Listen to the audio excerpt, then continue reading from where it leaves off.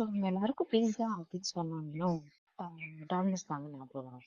அதே மாதிரி சிக்கன் சொன்னாலே வந்துட்டு ஃப்ரைட் சிக்கன் அப்படின்னு சொன்னாலே வந்து கேஎஃப்சி தான் ஞாபகம் வரும். ஆக்சுவலா தன்னோட 65 வயசுக்கு அப்புறம் தான் அவரோட ஃபேஸே பிராண்ட் பண்ணியிருக்காரு அப்படின்னு சொன்னா உங்களால சொல்ல முடியுமா? ஸோ அவர் வந்துட்டு தன்னோட 65 வயசு வரை லைஃப் ஃபுல்லாவே வெறும் கஷ்டங்கள் மட்டும் தான் அனுபவிச்சிருக்காரு. தன்னோட 5 வயசுலயே வந்துட்டு அப்பா இறந்து போயிடுறாரு. ஸோ அதுக்கப்புறம் ஸ்கூலும் ட்ராப் அவுட் ஆயிடுது, ஸ்கூலுக்கு போகல. ஏன்னா வீட்டுல இருக்கிற எல்லா வேலையும் பாக்குறாரு. அப்பதான் அவர் சமையலும் கத்துக்கிறாரு. தென் நிறைய ஜாப்ஸ் ட்ரை பண்ணியிருக்காரு. அவரோட எங்கேஜ்லயே வந்துட்டு நிறைய ஜாப்ஸ் போறாரு.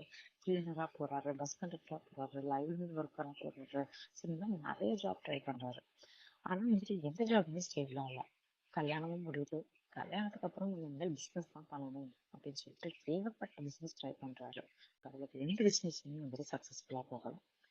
ஸோ அவரு ஃபைனலி வந்துட்டு ஒரு 65 கடைசியா ஒரே ஒரு தடவை இந்த ரெசிபியை மட்டும் எப்படியாவது நம்ம வந்துட்டு யார்கிட்டயாவது ஒரு பார்ட்னர்ஷிப் நம்ம இதை ஸ்டார்ட் பண்ணலாம் அப்படின்னு சொல்லிட்டு நிறைய ரெஸ்டாரண்ட் போய் ஏறி இறங்குறாரு.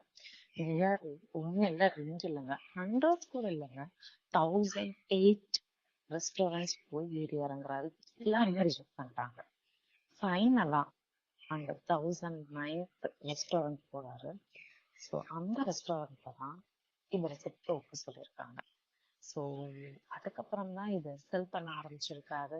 அமெரிக்கா ஃபுல்லாவே இது ரொம்ப ஃபேமஸ் ஆகுது. அமெரிக்கா மட்டும் இல்லைங்க, பல நாடுகள்ல இதுக்கான பிரான்சைஸ் வச்சு சேம் ரெசிபியை சேல் பண்ண அவரால் முடியுது. ஸோ இந்த ஒரு ரெசிபி அவரோட லைஃபையே மாத்திருச்சு.